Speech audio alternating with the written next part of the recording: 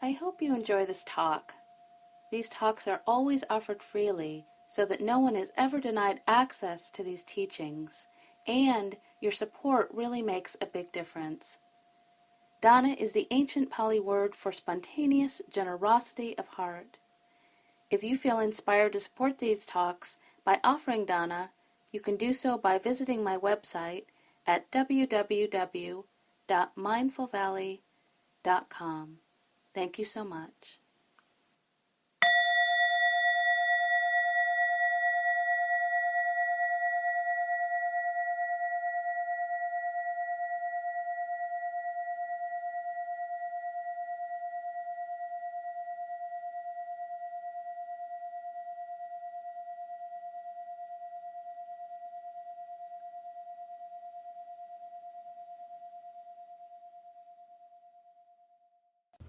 So tonight we're on the second factor, awakening. And so I wanted to start out by sharing this famous story from the Pali Canon that really exemplifies, for me, one of the main reasons I was so drawn to the Buddhist teachings in my 20s and why I continue to be so passionate about it today as I find myself inching closer to 60. The sutta, the Kalama Sutta, or the Charter of Free Inquiry, as it's often called, really defines for me how we are being asked to practice, how we're being asked to relate to our own minds and hearts and bodies. The great Burmese monk Samathera once said of the sutta, I love this, so the instruction of the Kalamas is justly famous for its encouragement of free inquiry. The spirit of the sutta signifies a teaching that is exempt from fanaticism, bigotry, dogmatism, and intolerance. And really, this is just as true today as it was 2,600 years ago when the Buddha first offered the sutta, which is why I love it. And for about 45 years after the Buddha's enlightenment, starting at age 35, he often traveled to all these different towns and cities in India to offer his teachings. And when he did, people who had heard of this great enlightened being would, of course, gather in large crowds to hear him speak. What did the Buddha have to say, right? But as you might imagine, even like today, the Buddha was not the only spiritual figure around during his time. And so other spiritual teachers would very often frequent these towns and go offer these sermons. But because of the Buddha's great reputation and the rumor that this former prince was actually enlightened, his wisdom was generally really well respected. And so as the story goes, after he'd arrived in this town of Kesaputta and a crowd had settled around him, a man raised his voice from the crowd to ask the Buddha a question. And he said, "Venerable Sir, some other monks and Brahmins, Venerable Sir, come to Kesaputta. They found and explain only their own doctrines. The doctrines of others they despise, revile, and pull to pieces. Venerable Sir, there is doubt, there is uncertainty in us concerning them. Which of these reverend monks and Brahmins spoke the truth, and which falsehood?" So here the Buddha has been given this great opportunity, right, with this question, to tell a whole town full of people which teachers are giving them the good advice, the sage advice, and which ones are just charlatans. Tell us which one. So instead, the Buddha famously tells them this. I'm going to read from the suttas again.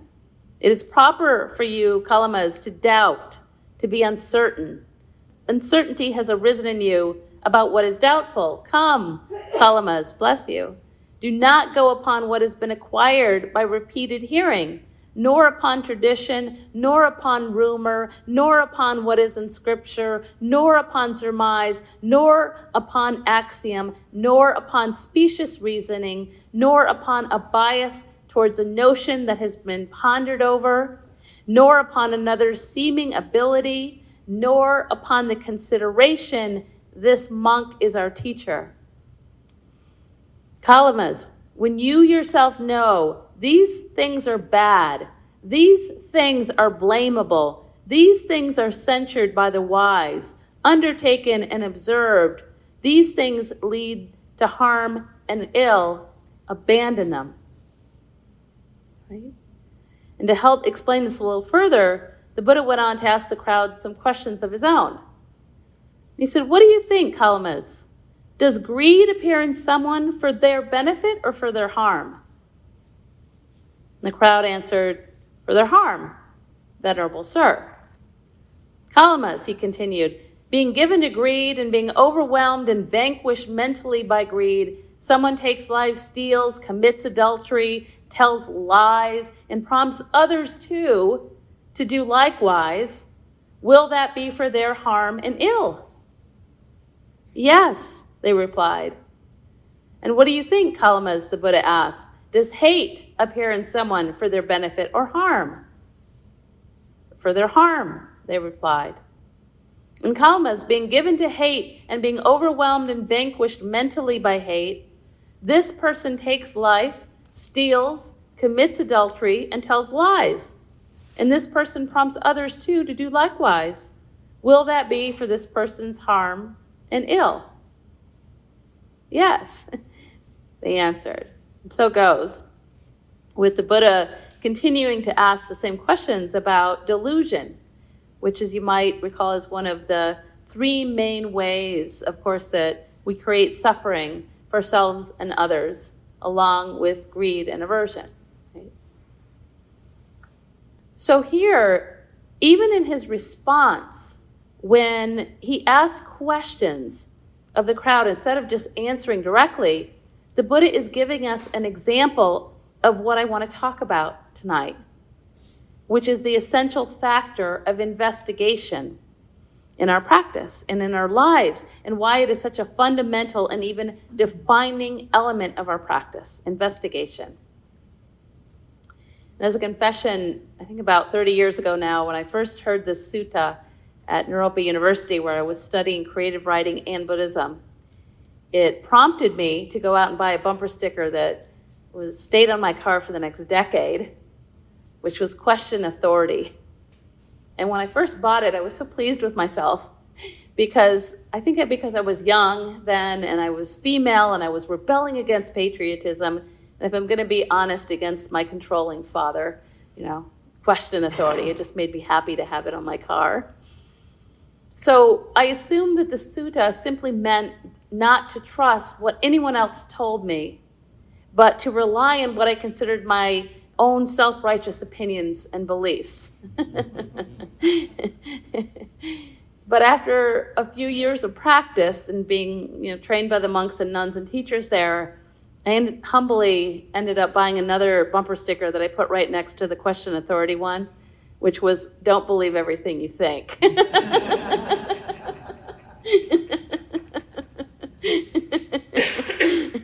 I had those two side by side for quite a while. So one of my very favorite insight teachers, Larry Rosenberg, who founded the Cambridge Insight Meditation Society, describes our practice of investigation this way. He says, the question is, how do we balance internal authority with external authority? As the Buddha says, just because something is ancient does not mean that it's true. Just because it's new does not mean that it's true. Just because it's in the scriptures doesn't mean that it's true. Just because it seems reasonable or you like the person teaching it doesn't mean that it's right. What's left then? Where do we turn for authority in terms of knowing how to act?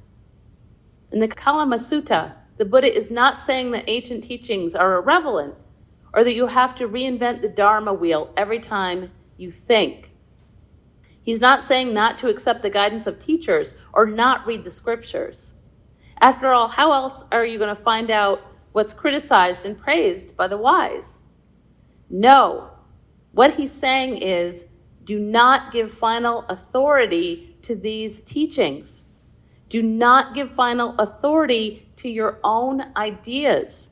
You have to test the teachings and your ideas in the laboratory of your actions. Okay?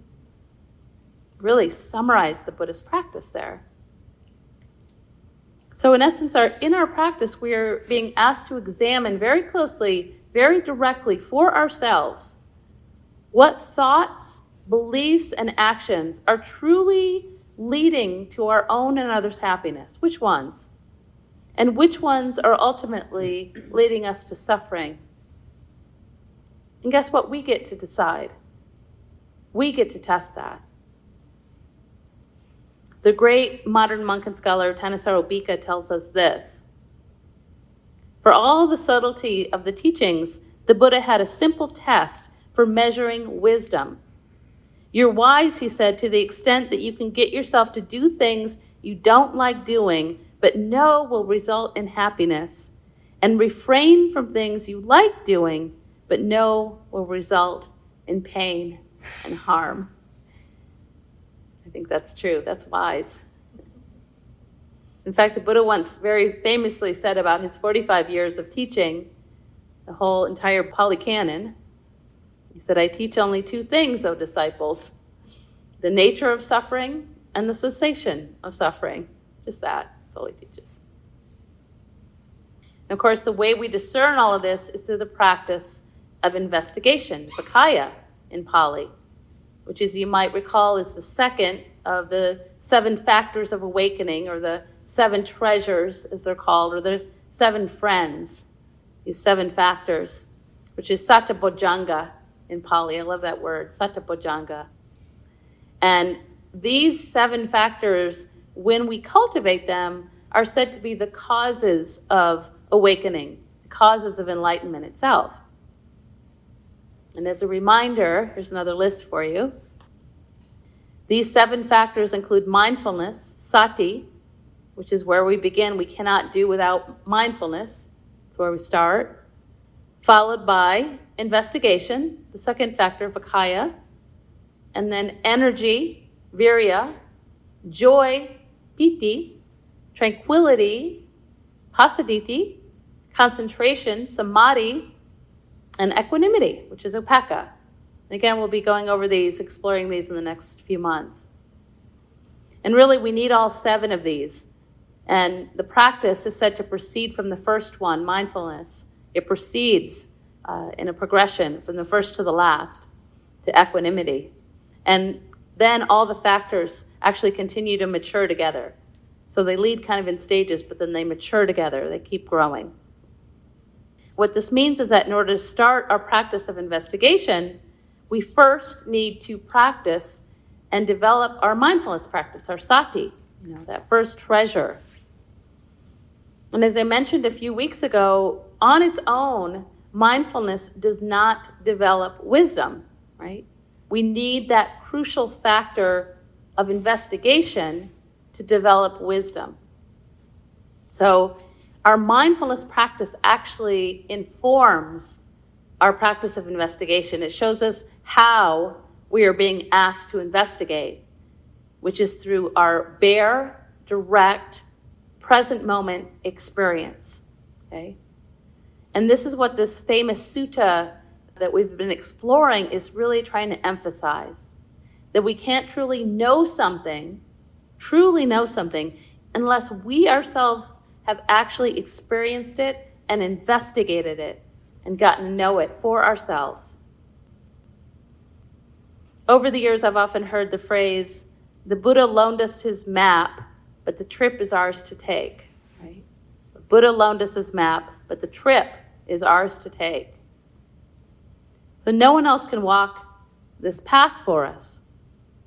Others can point the way, but we ourselves actually need to walk the path, to feel our feet on the path, and we need to make our own way through it. So we really do want to use our intellect in this practice and not just abandon it when we walk in the door. We want to use our intellect and make a strong effort to really learn the teachings and study them and contemplate them. Okay? So if you think about it, thinking about a map, we really want to study that actual map and have some idea of where we're going and, detailed instructions about how to get there. When we have this, we're going to be much more likely to discover where we're going more quickly, than if we were just wandering around on our own. We actually have a map that says, hey, this will get you there quicker, instead of, just a few pointed fingers here and there. We actually have a map that we can study. But again, even though we have a map, we're being asked not to trust any of the directions on it, right? Without first examining them and investigating them, again, through our own direct experience. And I'm reminded here often of I have an old GPS, which I don't often update.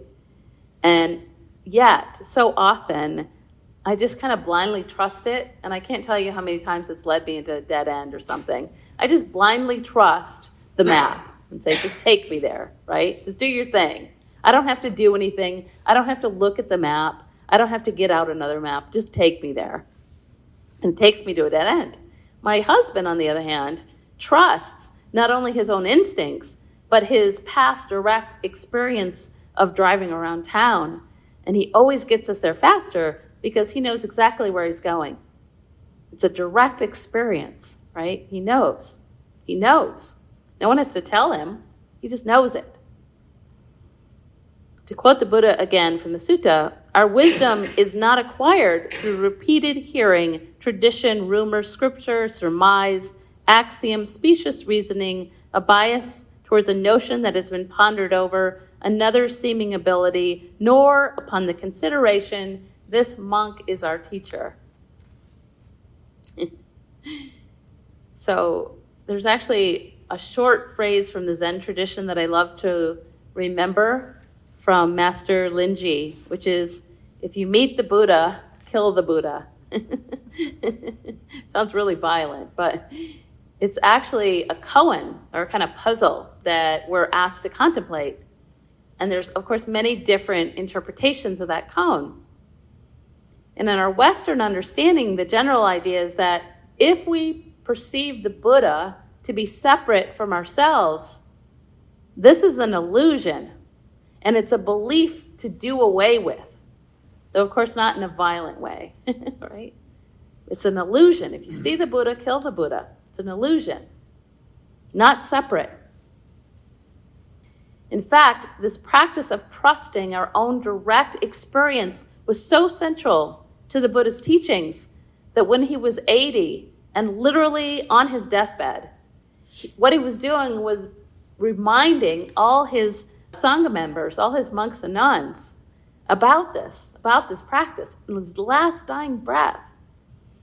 As he was dying and his Sangha members were all around him, kind of desperate to know what they would do without him, and they kept asking him, what are we going to do without you? In his last breaths, even here, what he did was try to strenuously remind them not to get caught up in the teachings of any authority figure, but to use the practice of investigation that he had taught them to discover the truth. Very famously, his last words are, "Be a light unto yourself. Betake yourselves to no eternal refuge. Hold fast to the truth. Look not for refuge to anyone besides yourselves." His last breaths, he was telling us to do this. So how do we do it? How do we practice investigation, the second factor of awakening? In Pali, again, the term for what we're doing is called Dhamma vicaya, or investigating Dhammas. And vicaya means to investigate, scrutinize, analyze. And here the word dharma can mean something as precise as a very particular state of body and heart. Or it could be the teachings. Or it can more broadly mean anything of significance in our lives that we're using the practice to investigate. So it's a lot of different things. It's endless, really, these dhammas that we can investigate. But before we can explore what we're examining, I really want to emphasize the how of it. okay? As I mentioned, we begin with our mindfulness practice, which is training us to be right here and right now with our bare present moment experience, however it is. We're just experiencing it in the moment, which means being with, exploring, investigating our aching, difficult bodies, however they are, all the different sensations that we're experiencing. It means being with our hearts and whatever our hearts are experiencing, being with it, as well as our thoughts and our beliefs and whatever we're thinking about or believing in this present moment right now, okay? And again, we're mindfully investigating this even if what we're experiencing in the moment is unpleasant, right? Without allowing ourselves to be dragged away from the present moment and into the dream world of all our narratives and stories about what's happening in the present moment. And if you think about it, we really can't truly experience or even investigate the direct moment if we aren't actually here to experience it.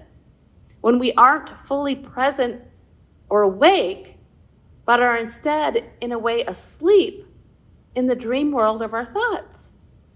How can we explore the present moment if we're asleep, right? Or when we're allowing our old beliefs and our conditioning to cloud the present moment by bringing our kind of predetermined judgments or biases or opinions about what's happening, which clouds the present moment. So when we're investigating, it's really important to note here that we aren't just watching or observing our experiences, like we're standing at a distance from them. You're not, as Ram Dass says in his classic book, Be Here Now, quote, standing on a bridge, watching yourself go by, right? And that's not what we're doing. The teachings are asking us to be truly in our experience, fully in our bodies, embodied, experiencing and sensing them directly as they're happening,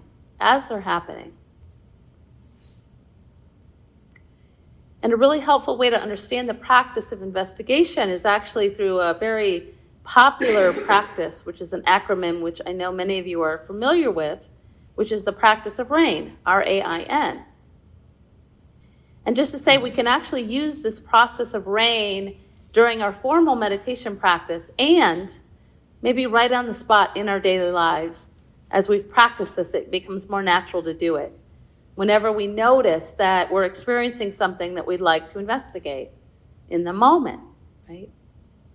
So you might recognize that the R in RAIN means recognize, and it's a part of our mindfulness practice, this recognizing, this first factor of awakening. The R is our first factor. The R is being mindful of. When we can stop long enough to notice or recognize that something's happening in the mind and the body and the heart. That's our mindfulness practice. So for example, maybe we recognize that something physical is happening.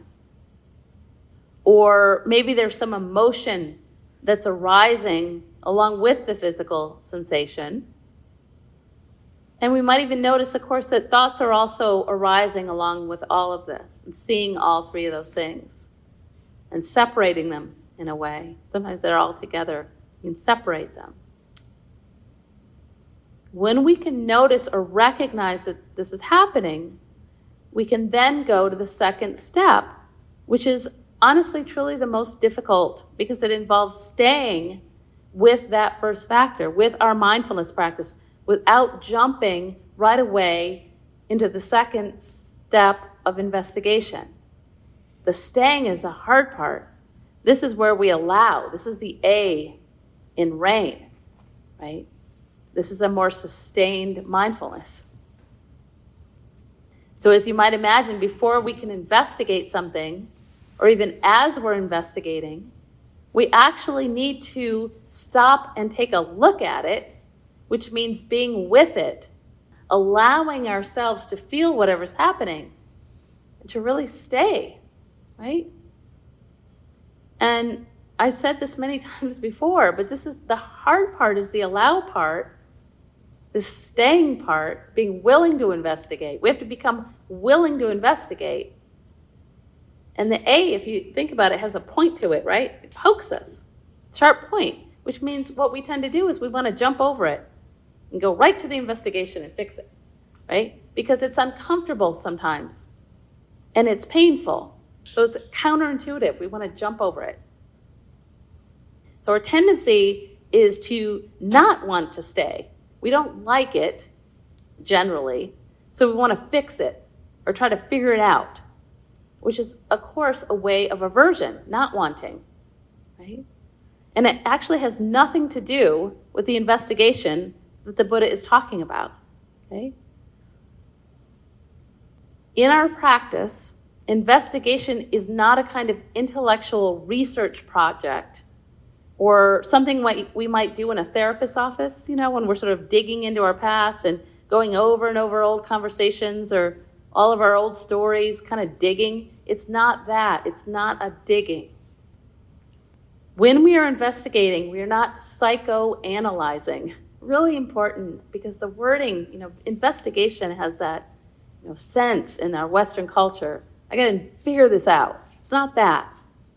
So if you think about it, when we're psychoanalyzing, we're not really present, are we? We're going away somewhere, away from the present moment. And it's more of an attempt, really, to not be with what's actually happening, isn't it? It's a way of saying, if I can just psychoanalyze my way out of this, I actually won't have to be with this uncomfortable feeling, right? So what we want instead, again, is a more sustained mindfulness practice, that first factor, where we become more and more willing to just stay with whatever's happening and very intimately take a look without also getting lost in the story around it, or even believing that story that we have around it. So, of course, this type of looking or being with process is really hard to put into words, right? And I know you've all done it, so it's easier to know it when you've done it. Again, same kind of concept. I've done that. I get that a little bit. But I like the way Sanakaro Bhikkhu talks about it. He says, I like to think of the image of a jeweler working with precision. You see these guys with their little monocles to which they hold up a jewel, and they look at it very carefully. They examine its color, its texture, clarity, and shape. They examine it for flaws of various kinds. And they don't just hold it up. They turn it around and see how it looks in the light from different angles and so on. This whole examination is very active. There's participation. It's dynamic. It's engaged. Okay? To get a clear idea of the process. So for instance, maybe we're noticing that we're feeling anger, frustration, right? We can start by investigating this home of our body, which, as you might recall, is the first foundation of our mindfulness practice, the 4 foundations of mindfulness. The body is the first foundation, this home where we experience our entire world. So we might notice, for instance, okay, right now everything feels tight, like I want to explode out of my skin when we're angry, right? Or my jaw and my fists feel tight. My breathing feels more shallow. And maybe like I'm hyperventilating. I can sense that my heart is beating faster. And I'm actually having a difficult time concentrating. You notice that with anger? You concentrate? Just can't, right? I can't. It's really hard. Really hard. So when we're allowing like this, what's happening is that we're already starting the investigation process. Just by noticing all of these sensations in the body, investigating what's manifesting in the body, and staying with it almost on a kind of nonverbal level. I mean, you can name some of it, and sometimes like shallow breathing or tight, whatever, but it's really more nonverbal. As we continue then, we might start asking ourselves some very gentle questions. And a great one to ask is simple. It's, what is this? What is this? Right? Continuing to allow the emotion to just be. Notice how it's expressing itself and moving in the body. What is this? Really curious. We might even begin to notice that the feeling shifts and changes in some way, right? So maybe it gets really more intense, or maybe it subsides a bit, or maybe it even, changes into something else, which is really common. This is that direct experience that the Buddha is pointing at. We are staying with it, feeling it, investigating it for ourselves in the present moment as it's actually happening. And some of the words I like to remember when applying investigation are curious, the word curious, open, gotta be open, right? Not expecting anything, open, curious, open, and patient, right? Not wanting it to speed it up. What is it? What is it? What is it? With the intention, again, of exploring. Keep this thought in mind. What is this? So we really want to use a very light touch without trying to dig, again, for the answers, without trying to analyze or psychoanalyze. And what can help in this process is intentionally tapping into our practice of relaxing, right? As much as possible, we very intentionally use our practice to relax the body, which, as we all know, relaxes the mind. So, for instance, we might even just in that moment take a few deep breaths to help calm the body, and then we become more intimate with it as we maybe lower our shoulders, we let the muscles in our face relax. Again, we can do this in formal practice or out in the world. We let the center of our palms be soft. We let go. Especially with anger, I almost find that my fists I have fists I'm holding. We soften the center of the palms. We let our tummy soften. And all of this, in turn, relaxes the mind. Okay? When we can do this and sustain the gaze, often something that's been under the surface can just suddenly arise when we're doing this, during the softening and the investigation. And I think it's really similar for when we're trying to remember where we put something, right? If we run around the house trying frantically to find it, it just takes longer, doesn't it? Doesn't it? Like you're just praying, where is it? Where is it? Just run around. But if we stop and just take a breath and relax, often suddenly it comes to us. Right, that's where I put it. Or even when you walk into a room and you don't remember what you're doing. Anybody at that stage, right? What was I doing? Right? Instead of getting frantic, you just relax and it comes to you, doesn't it? That's right. Okay. Let me relax here. So it's that kind of thing.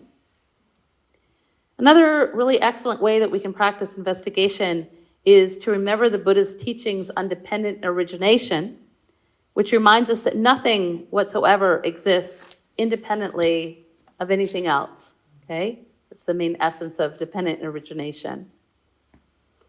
And so another simple question we can ask is, one I love, on what does this depend? On what does this depend? And so for instance, maybe we're feeling a sense of sadness or grief or anger or shame or even joy. Whatever it is, we might very gently ask, on what does this emotion depend? On what does this emotion depend?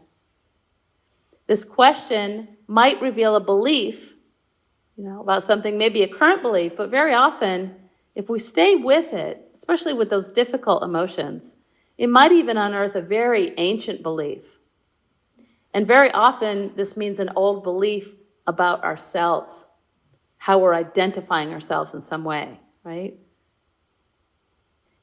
Then we get to investigate that belief by asking ourselves some other gentle questions, okay?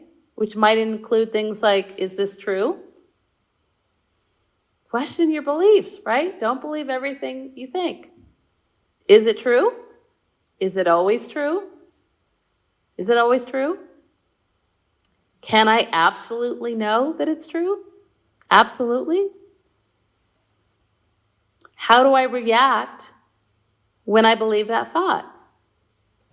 How do I react when I believe that? Right? These are some gentle questions we can ask.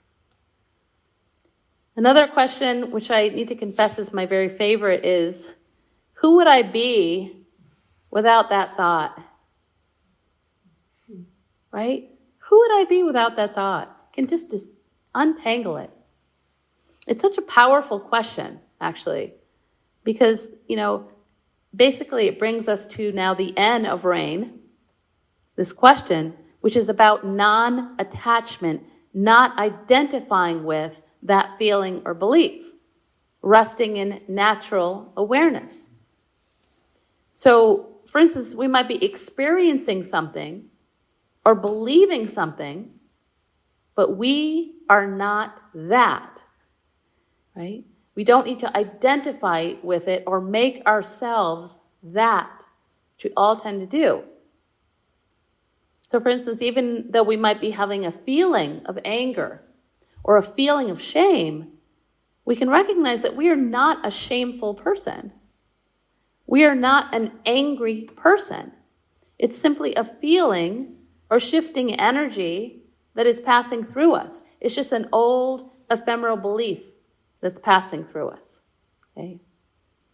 So we don't need to identify with it.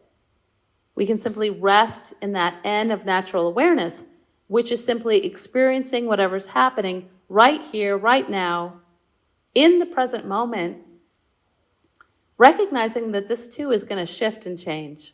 That's going to shift and change. Are you always the same? Moment to moment? You're just really not, are you? Right? But we try to pin it down. And as we take this even further then, we can even investigate that. We can investigate for ourselves what are called the 3 truths of existence, or the 3 characteristics of life, which is that all things are impermanent, imperfect, and impersonal. Right? Impermanent, imperfect, and impersonal, which is anicca, impermanence, dukkha, suffering, we all suffer, and anatta, no permanent, solid sense of self. And again, we're going to know these things not because some authority figure or teacher told us so, or the scriptures told us so, that there's anicca, anatta, and dukkha, but because we will have investigated directly for ourselves, and we will more and more just naturally know this directly. As the poet Beth Ferris tells us, then there is the listening at the gates of the heart, which has been closed for so long and waiting for that mysterious inner voice to speak. When we hear it, we know it is the truth to which we must now surrender our lives. So I think I'm going to end there. We've got about 5 minutes, and I want to offer you a very brief meditation practice.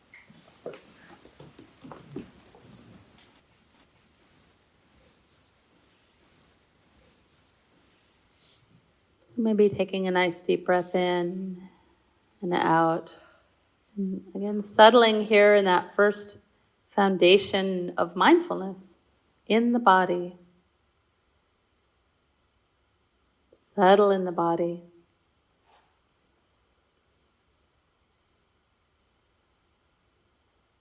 In this moment right now, not somewhere else. Notice how quickly the mind wants to go into the future or the past, and see if you can just bring it right here, this breath, this moment, this body.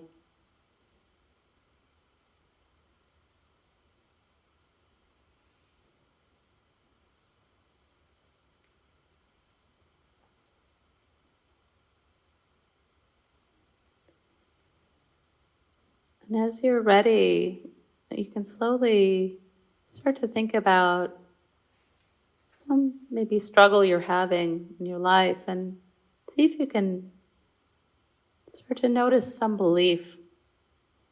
And this really could be a belief about yourself that's hooked onto this particular struggle. See if you can soften and allow and be curious.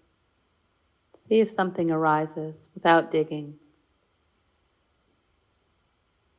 What are you believing about yourself in this struggle? If it's helpful, you can always place a hand on the heart, or both hands on the heart, or one hand on the belly, one hand on the heart, just to really tap into the heart and drop out of the mind a bit. What am I believing?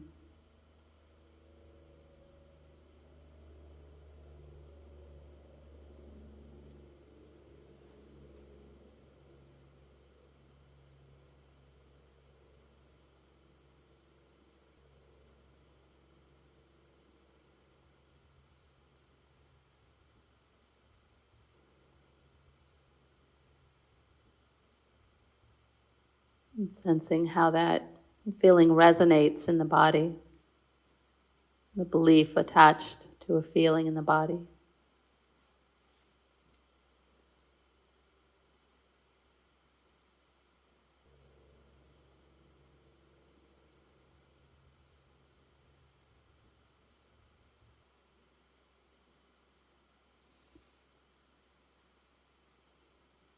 And then consider some of those questions. Is it true?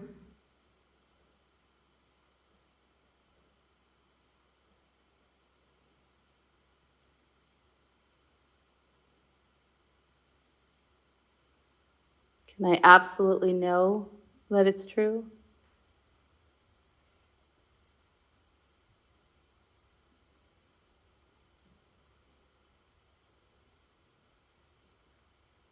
How do I react when I believe that thought? And how does that affect the quality of my life and my body, and my heart?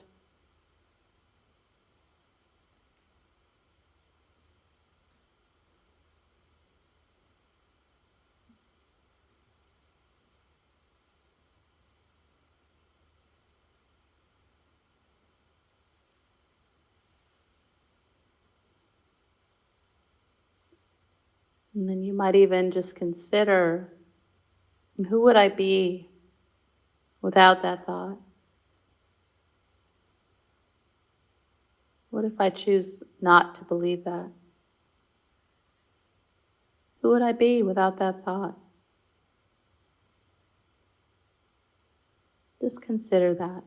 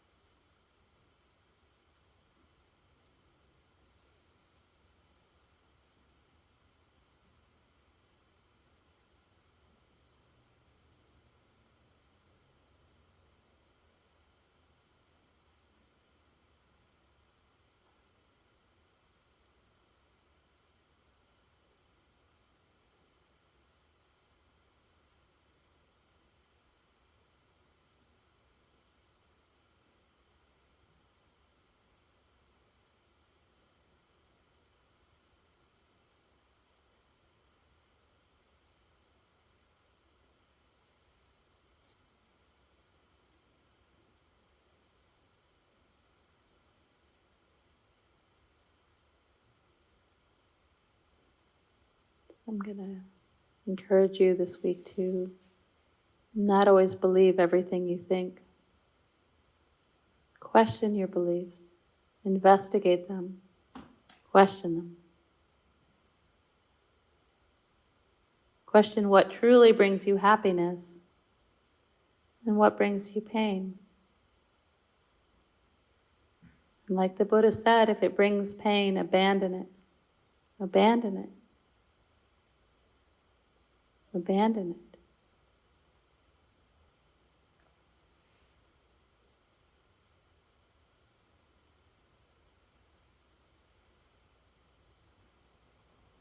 And finally, some encouragement from an unlikely source. This old Catholic. I'm going to end with a quote from Saint Teresa of Avila, who tells us, "This magnificent refuge is inside you. Enter. Shatter the darkness that shrouds the doorway. Be bold. Be humble. Put away the incense and forget the incantations they taught you. Ask no permission from the authorities. Close your eyes and follow your breath to the still place that leads to the invisible path that leads you home.